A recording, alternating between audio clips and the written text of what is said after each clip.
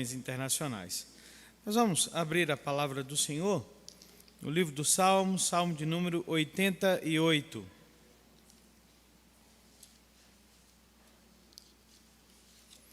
Texto da palavra do Senhor, do livro do Salmo, Salmo de número 88.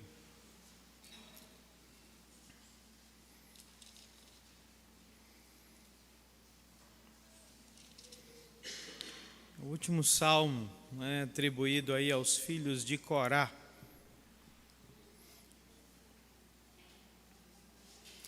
Por favor, preste atenção na leitura da palavra do Senhor, que diz assim: Ó Senhor, Deus da minha salvação, dia e noite clamo diante de Ti. Chegue à Tua presença a minha oração, inclina os ouvidos ao meu clamor, pois a minha alma está farta de males, e a minha vida já se abeira da morte. Sou contado com os que baixam a cova, sou como um homem sem força, atirado entre os mortos, como os feridos de morte que jazem na sepultura, dos quais já não te lembras. São desamparados de tuas mãos. Puseste-me na mais profunda cova, nos lugares tenebrosos, nos abismos. Sobre mim pesa a tua ira, tu me abates com todas as tuas ondas. Apartaste de mim os meus conhecidos e me fizeste objeto de abominação para com eles. Estou preso e não vejo como sair. Os meus olhos desfalecem de aflição. Dia após dia, venho clamando a ti, Senhor, e te levanto as minhas mãos.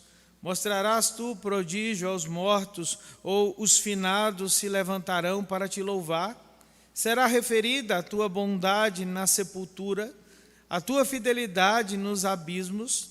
Acaso nas trevas se manifestam as tuas maravilhas e a tua justiça na terra do esquecimento? Mas eu, Senhor, clamo a ti por socorro, e antemanhã já se antecipa diante de ti a minha oração. Por que rejeitas, Senhor, a minha alma e ocultas de mim o rosto? Ando aflito e prestes a expirar desde moço. Sob o peso dos teus terrores estou desorientado. Por sobre mim passaram as tuas iras. Os teus terrores deram cabo de mim. Eles me rodeiam como água, de contínuo. Há um tempo me circundam. Para longe de mim afastaste amigo e companheiro. Os meus conhecidos são trevas. Vamos fechar os nossos olhos, vamos orar ao Senhor mais uma vez. Deus, nós humildemente queremos entregar a Ti o nosso louvor e a nossa gratidão pelo privilégio que temos diante do Senhor de expressar ao Senhor a nossa convicção de que o Senhor é dono das nossas vidas, de que a coisa mais importante da nossa existência é buscar ao Senhor, é encontrar graça e misericórdia diante de Ti. Agora, quando nós estamos diante da Tua palavra, pedimos que o Senhor abra os nossos olhos, que o Senhor derrame graça e misericórdia sobre nós, a fim, ó Deus, de que sejamos conduzidos pela Tua presença santa.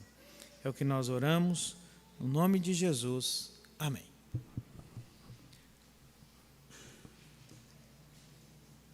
Quero perguntar para você se você sabe o que algumas coisas têm em comum. Existe um famoso jogo de videogame dos anos 90 chamado Alone in the Dark. Conhece, né, Marcelo? Marcelo já se manifestou ali. O que é que tem a ver Alone in the Dark com Simpsons? Sabe, Marcelo? South Park. Conhece esse desenho? Batman. Conan, o Bárbaro. Um grupo de rock metal chamado Black Sabbath. Muita gente conhece. Vocês só não sabem o que é que todas essas coisas têm em comum. Todas elas têm como fundamento um personagem ou uma inspiração, um personagem, um escritor americano que muito provavelmente você nunca ouviu falar. É um homem chamado Howard Phillips Lovecraft. Nasceu em 1890 e morreu aos 46 anos em 1937. E esse homem foi marcado por uma vida de intensa dificuldade e de sofrimento. Ele nasceu no seio de uma família muito rica, americana. Seu pai era um homem do meio de joias, né, de ouro, tinha muito dinheiro. A mãe já vinha também de um contexto muito abastado, de uma família rica. Mas quando Howard tinha 5 anos, seu pai surtou, na hora para outra. Ficou doido, foi internado, morreu. E a vida daquele menino, aos 5 anos, virou de cabeça para baixo. Ele conta na sua história que ele começou a ter pesadelos terríveis, que se repetiam, sempre com algo que assustava ele, que era a solidão no escuro. Daí vem o Alone in the Dark, que depois se inspirou na obra dele. E durante a sua vida toda, a vida foi sempre sucumbindo a sofrimento atrás de sofrimento. Né? Depois que o pai morreu, a mãe foi morar com os pais dela, que, né, eram pessoas prósperas. Depois essas pessoas faliram, né, e eles tiveram que morar de ajuda, e durante a vida toda Howard Lovecraft tentou ganhar a vida, se casou, o casamento não deu certo, desenvolveu uma amizade, né, com um outro autor famoso na sua época, que era o autor, né, de Conan, um Bárbaro, e depois ele ficou sabendo que o amigo se matou. E aos 46 anos, né, depois de uma vida muito sofrida, né, com todas essas dificuldades, ele morreu vitimado por um câncer. É de se esperar, né, o que aconteceu na vida de Howard. Ele desenvolveu um pensamento muito curioso chamado cosmicismo. O que é isso? Ele dizia o seguinte, que a vida humana é insignificante no universo. Esqueci de mencionar uma outra coisa que é inspirada em Howard Lovecraft. Quem gosta do cinema vai se lembrar.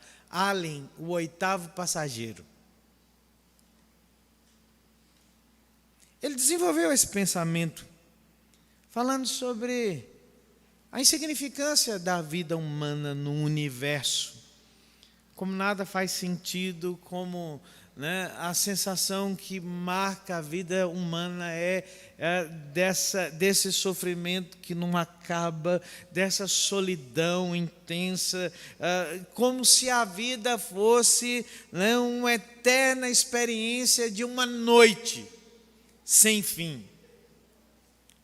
Por isso que ele, né, se tornou essa inspiração, né, para esses autores, né, relacionados muito ao terror e a estas coisas que denigrem a vida, a experiência humana.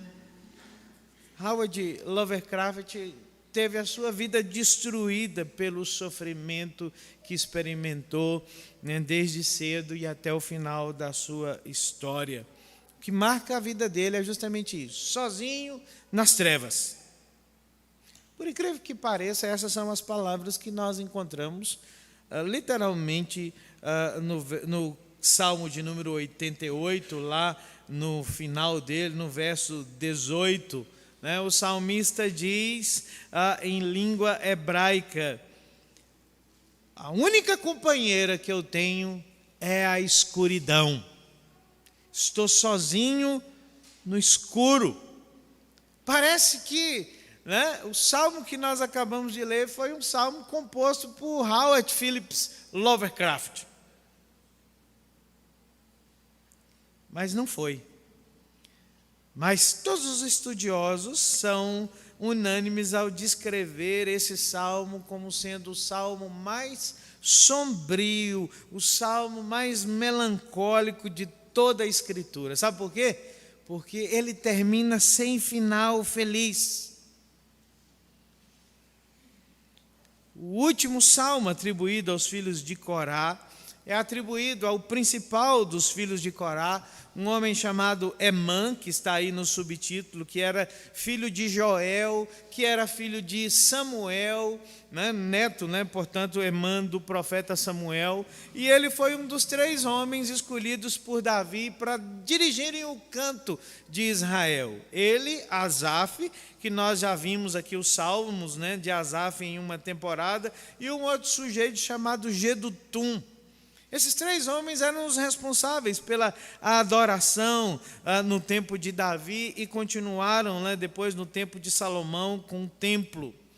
Mas esse homem escreveu esse salmo, que é um lamento, que nós não sabemos o contexto, né, a razão, a motivação da escrita, mas a imagem que ele passa para nós é uma imagem de sofrimento intenso, de depressão e de solidão aguda.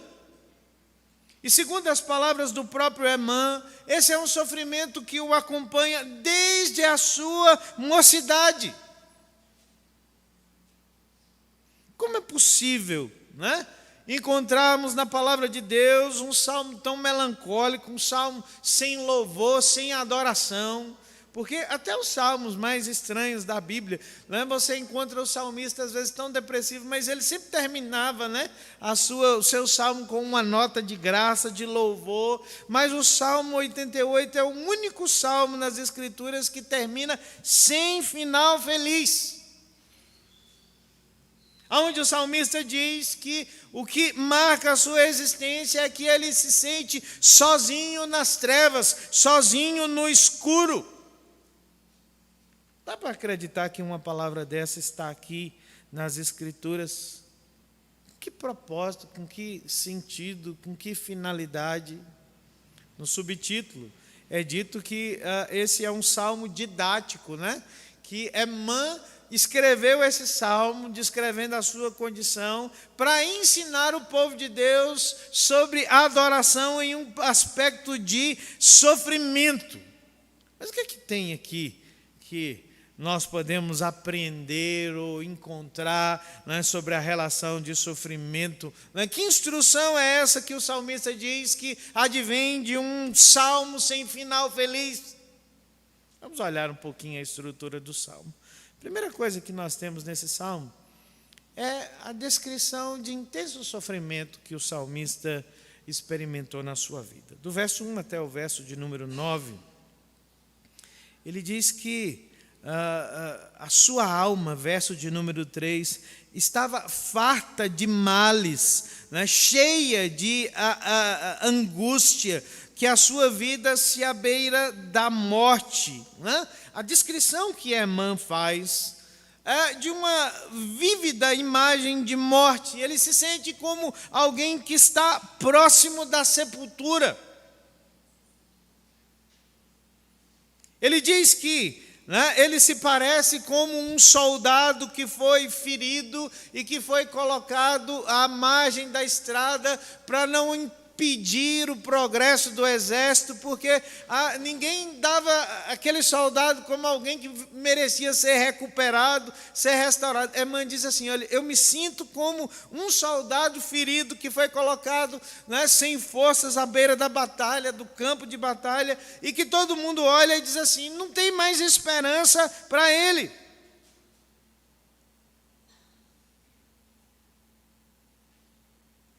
No seu sofrimento, Emã diz que os seus amigos desistiram dele. Se vocês olharem aí, vocês vão ver que ele diz que os conhecidos dele, verso de número 8, né, se foram.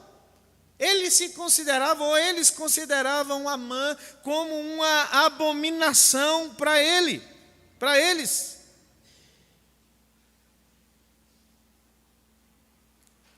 Emã está descrevendo aqui algo que a gente sabe muito bem, né? É muito mais fácil nós termos amigos na prosperidade, encontrarmos amigos na prosperidade, do que amigos da adversidade, né? A prosperidade produz muitos amigos, mas a adversidade, né, filtra, né, deixa só os verdadeiros. No caso dele, ele diz assim: nem os meus amigos entendem o que eu estou passando. E olha que ele tinha bons amigos, né? Se a gente olhar Gedutum, olhar Asaf, eram amigos dele, eram companheiros de ministério dele, mas ele diz que todos foram embora. É assim mesmo que acontece. Quantas vezes a gente foge daqueles que lamentam, não é? A gente não gosta muito de ouvir pessoas que choram, que lamentam, que reclamam do seu sofrimento. A gente pergunta por educação como vai, mas não espera a resposta, né? Você fala assim, tomara que não responda, porque senão eu tenho que gastar tempo. A mãe está dizendo que ele se sentia assim, com a alma cheia de angústia, cheia de dor, que ele perdeu o sono, irmãos. Ele diz assim, olha, dia e noite eu tenho clamado ao Senhor. Existe um poeta australiano chamado Les Murray, que ele fala que isso é o show da madrugada, né? Conhece o show das 4 horas da manhã? É aquele horário que a gente acorda às vezes, que o sono vai embora e restam só as preocupações, que resta só a angústia e a solidão. Que até dentro de casa a gente tem gente que dorme profundamente e ninguém compartilha com você a sua dor, a sua aflição, a sua dificuldade. A mãe diz assim, olha, é assim que eu me sinto, com uma existência sombria, com uma existência fraca, com uma existência pautada em solidão e esquecimento. Ele diz, irmãos, que ele se sente como se ele estivesse preso, né? Como se ele estivesse em uma espécie de prisão de onde ele não pode sair. Quem leu O Peregrino, de John Bunyan, vai se lembrar de uma imagem que Bunyan coloca sobre, né, o castelo da dúvida, que é guardado pelo gigante desespero. Né? Que imagem tenebrosa, irmãos. É a alma de um adorador, a alma de um cantor, de um homem que lidera a adoração, mas que tem dentro de si um quadro de completo desespero.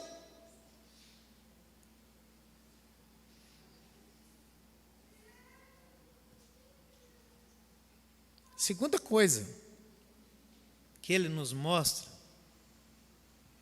é a honestidade que esse salmista tem ao abordar o seu sofrimento. Se vocês olharem aí do verso 9 até o verso de número 12, o salmista, então, segunda parte, né, do verso 9, ele diz assim, Senhor, a Ti eu levanto as minhas mãos. Ele levanta em oração. Os judeus oravam, né, de forma diferente de nós que oramos com os olhos fechados, mas eles estendiam as mãos para os céus na época do seu clamor, do seu lamento, com olhos abertos e clamavam ao Senhor.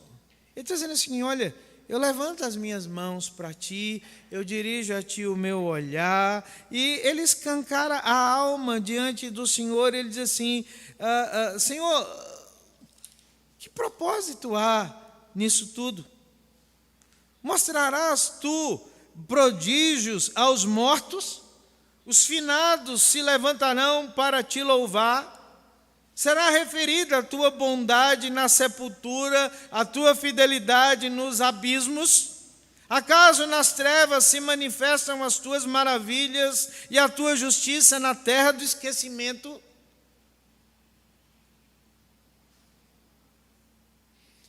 Emã escancara, irmãos, a sua perplexidade diante de Deus. Ele faz perguntas teológicas ao Senhor para entender a natureza do seu sofrimento. Há um autor, comentarista bíblico chamado Christian Ash, que diz assim, que só existem 2 formas de nós fazermos perguntas teológicas a Deus. Uma é da poltrona, quando nós nos sentamos confortavelmente, né, e nós começamos a perguntar a Deus algumas coisas do nosso conforto, né, na nossa insensibilidade, na nossa superficialidade, assim, isso não conta.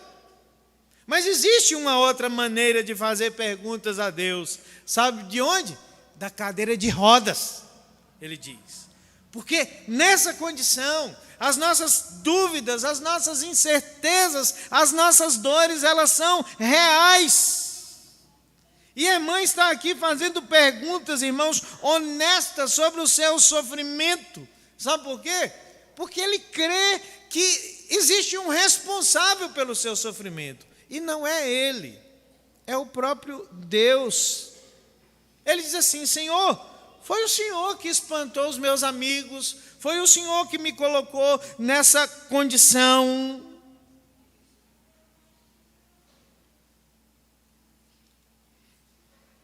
Também a teologia judaica nos ensina algumas coisas muito interessantes, né? Nós que vivemos tão longe desse referencial teológico, nós dizemos que somos crentes, mas nós cremos em um monte de coisa que não tem nada a ver com a palavra de Deus. A gente crê em sorte, a gente crê em azar, a gente crê que coisas ruins acontecem a pessoas boas. Nós cremos nisso. Os judeus não criam. Eles criam que tudo vem de Deus. Nós cantamos agora há pouco. Tudo vem de ti. É muito bom, irmãos, cantar isso quando tudo que vem de Deus é bom.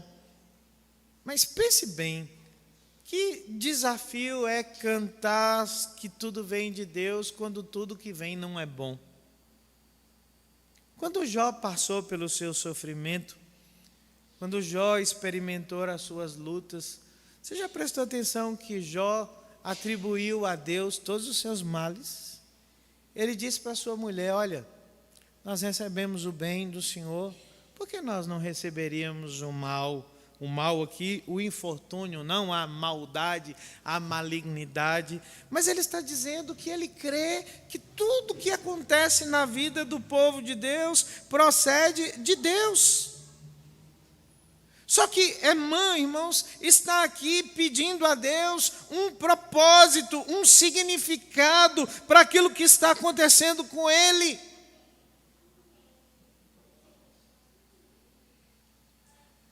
Ele deseja saber as razões do seu sofrimento, ele deseja saber o que Deus está fazendo com a vida dele. Por quê? É só diante de Deus que nós temos liberdade de escancarar a nossa alma e o nosso coração. Imagine que essas são perguntas difíceis para serem, né, postas nos lábios de um homem que serve em adoração a Deus, um homem que ensina outros a adorar a Deus. Mas temos que pensar, Deus é o Deus que suporta os nossos questionamentos, né?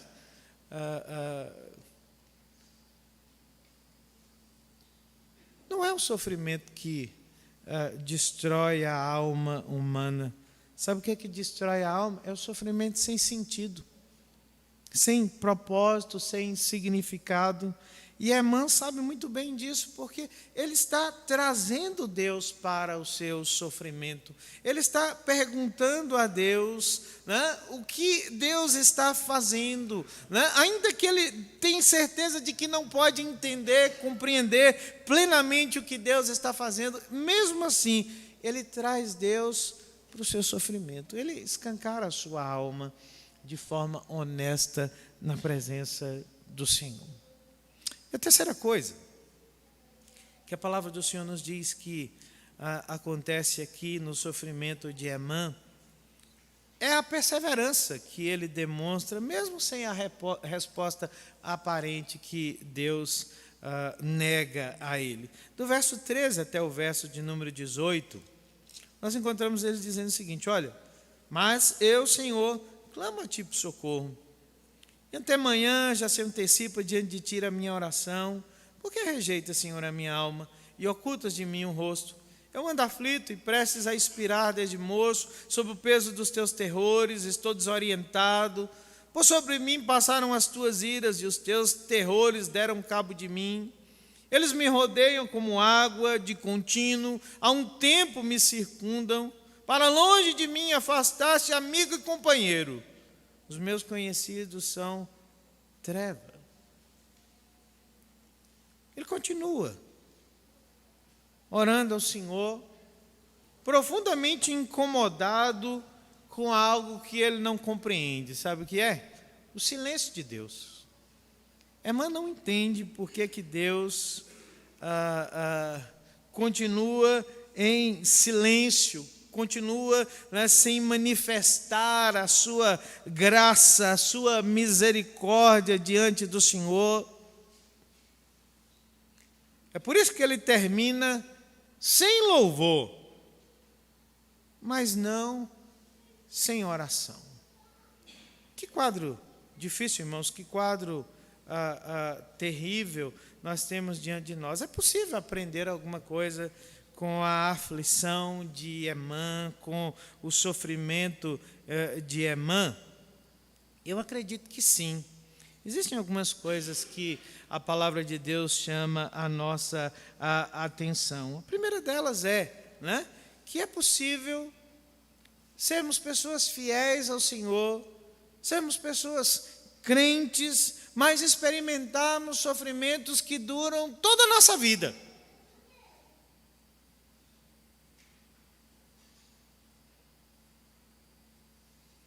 É a lembrança que a palavra de Deus nos dá de que a vida pode ser extremamente difícil. Pode ser que não haja final feliz na vida em algumas situações nossas. E nós não gostamos disso. Sabe por quê? Como crentes, nós fomos educados, né, a pensar na teologia do desafiando gigantes. Alguém aqui, certamente todo mundo já viu o filme Desafiando Gigantes, que é um filme que fez um relativo sucesso entre o público evangélico há alguns anos atrás. Mas você já viu que filme problemático, Desafiando Gigantes? Porque o que está dizendo ali aquela história? Tem lá um moço que é um treinador de futebol, que não tem filhos, que o time só perde, e de repente ele descobriu que o que estava faltando na sua vida era fé. Quando ele começou a crer, o time começou a ganhar. Alguém precisava ter avisado isso para o Tite, essa semana passada.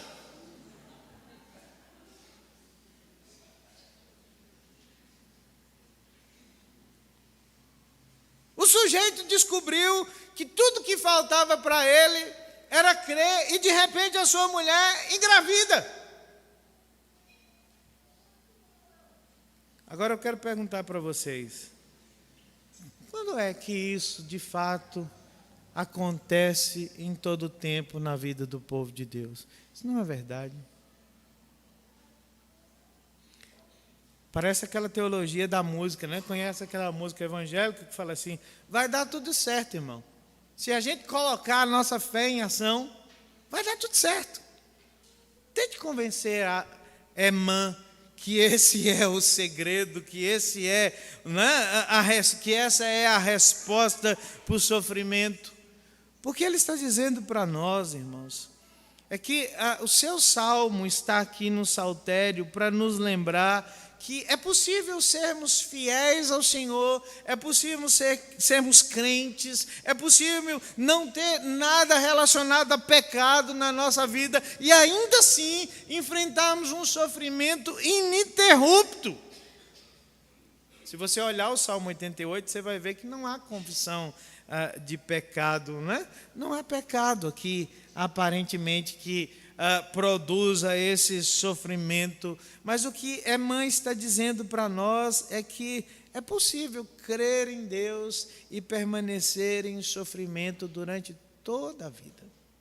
Há uma história muito curiosa sobre um homem chamado William Cowper, né, que lá na língua inglesa esse nome dele é chamado Cooper também, que ele é um autor de hinos inglês muito conhecido por causa da sua história de vida.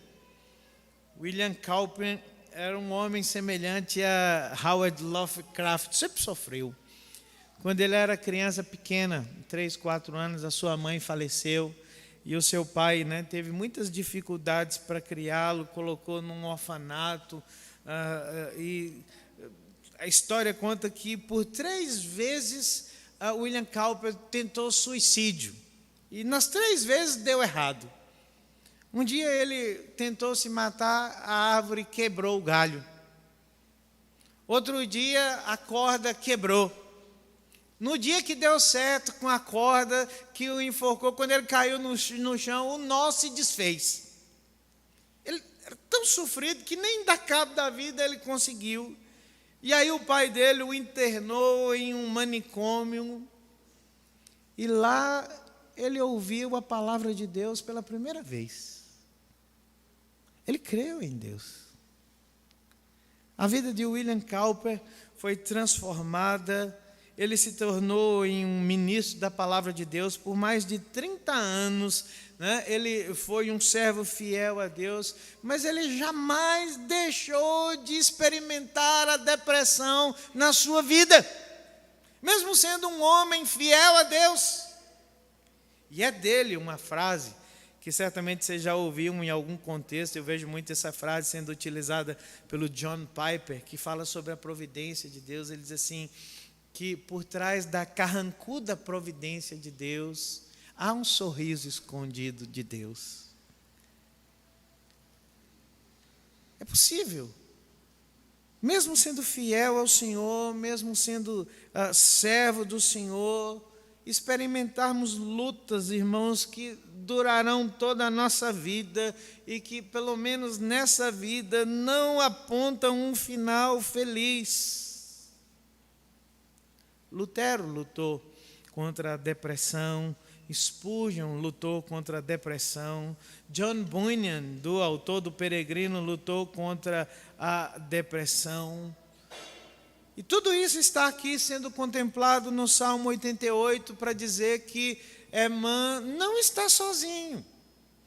Essa é a sensação nossa quando nós experimentamos dificuldades, quando nós enfrentamos a tristeza, a adversidade. Entender que nós sofremos sozinhos no escuro, que ninguém sabe.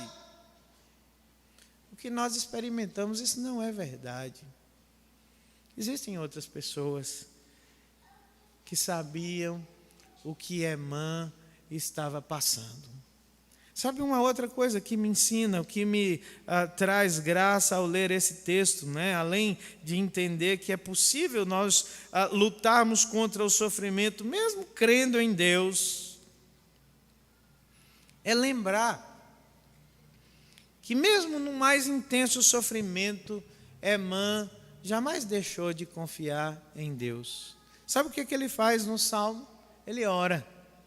A Bíblia diz no verso 1 e 2 que ele diz assim, olha, de dia e de noite eu clamo ao Senhor. No verso 9 ele diz assim, eu clamo ao Senhor. No verso de número 13 ele diz assim, eu continuo clamando ao Senhor. Sabe por quê, irmãos? Porque é costume nosso, quando nós enfrentamos as nossas adversidades, nos voltarmos contra Deus e não para Deus. Emã está buscando a Deus em oração.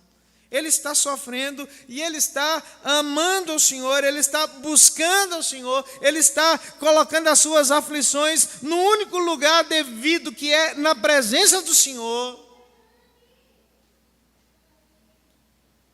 E ele continua servindo a Deus. Porque se ele sofre com esse pensamento desde a sua mocidade, Davi escolheu um homem depressivo para colocar à frente do louvor do povo de Deus. E é algo curioso sobre a vida de Emã, né? É que o nome Emã significa fiel. Esse homem é fiel ao Senhor, mesmo em meio ao seu sofrimento. Sabe quantos filhos Emã teve? Lá no primeiro livro das Crônicas diz que Emã tinha 14 filhos, homens, e 3 mulheres. Mesmo sofrendo, esse homem continua vivendo. E os seus filhos todos estão servindo no ministério da música e da adoração ao Senhor. Isso é para nos lembrar que é possível sofrer sem se tornar amargo para com o Senhor. É possível enfrentar lutas, é possível lidar com as nossas dificuldades, mas ainda assim manter o nosso coração ligado ao Senhor, o nosso coração desejoso de servir ao Senhor, de louvar o Senhor. Esse homem continua orando, esse homem continua desejando servir ao Senhor, esse homem continua esperando pelo Senhor. Mesmo em meio ao mais intenso sofrimento. Emã termina o seu salmo dizendo que ele está sozinho nas trevas. Ainda que ore, ainda que louve, ainda que busque ao Senhor, esse salmo termina sem um final feliz. Sabe por que ele termina assim?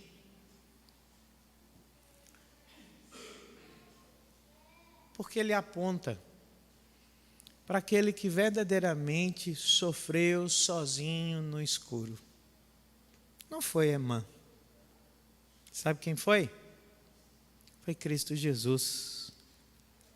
Há em Jerusalém uma ruína muito interessante, né, que é chamada da casa de Caifás.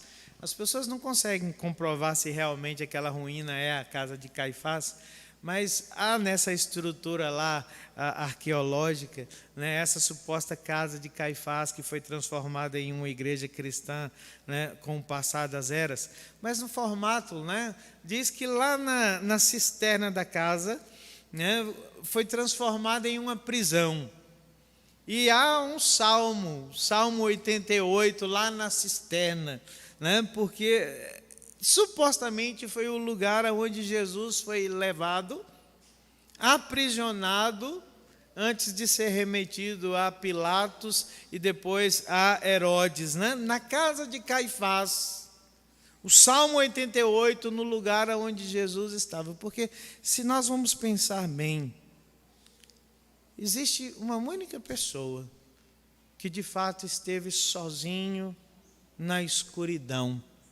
Não foi Emã, não foi William Cowper, não é nenhum de nós que aqui estamos, apesar dos nossos sofrimentos e das nossas lutas. Foi Cristo Jesus que experimentou a escuridão.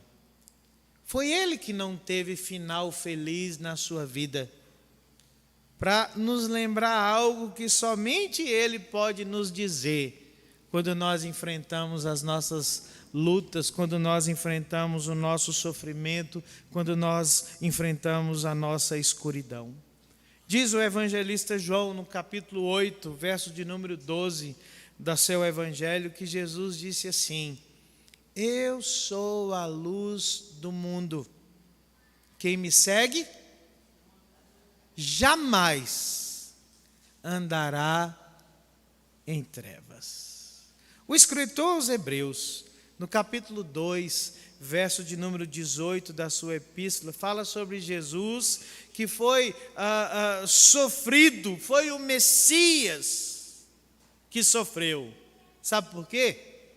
Porque ele pode socorrer aos que sofrem. Quando nós olhamos para a história de Emã e olhamos para a nossa própria história, olhamos para as nossas lutas, para as nossas dificuldades, é possível, irmãos, que muitas das coisas que nós enfrentamos não terá um final feliz. A gente ora por cura, às vezes a cura não vem. Oramos pela redenção de alguns, às vezes essa redenção não virá. Oramos pela transformação de situações materiais da nossa vida, às vezes elas não acontecerão. Existem situações que não haverá um final feliz na nossa vida, mas ainda assim, a palavra do Senhor nos diz que nós jamais estamos sozinhos no escuro. William ou Howard Lovecraft teve a sua vida estragada pelos seus sofrimentos, pelas lutas e adversidades que ele passou, e ele conseguiu influenciar negativamente toda uma geração. Emã passou pelo mesmo sofrimento, pela mesma luta, pela mesma adversidade, mas ao invés de ter a sua vida destruída pelo sofrimento, ele escolheu orar, ele escolheu adorar, ele escolheu esperar pelo Senhor. O que é que você vai fazer do sofrimento e da adversidade na sua vida? Todos nós sofremos, isso é fato. Jesus diz: no mundo tereis o quê? Aflições, tribulações, sofrimento. Mas ele também nos disse: tenha bom ânimo. Escolha orar, escolha servir, adorar, escolha esperar no Senhor. Porque ainda que alguma coisa não tenha um final feliz nessa vida como nós desejamos, nós precisamos nos lembrar que essa não é a verdadeira vida que o Senhor tem preparado para o seu povo. Às vezes a nossa mentalidade é uma mentalidade muito noveleira. Se lembra das novelas da Globo, quando elas faziam sucesso? Hoje não, que não faz tanto, mas era uma enrola miserável na novela, né? Aí esse espectador ficava esperando pelo último capítulo. Num dia só, tudo se resolvia. O vilão era preso, o mocinho casava com a mocinha, e todos os problemas eram resolvidos. Essa não é a história do povo de Deus.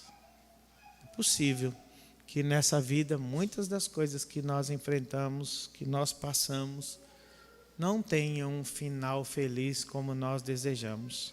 Mas ainda assim, a Bíblia diz que aquele que sofreu no escuro nos garante que nós podemos ter bom ânimo, clamar a Ele, esperar por Ele e saber que, se nós o amamos, jamais andaremos em trevas.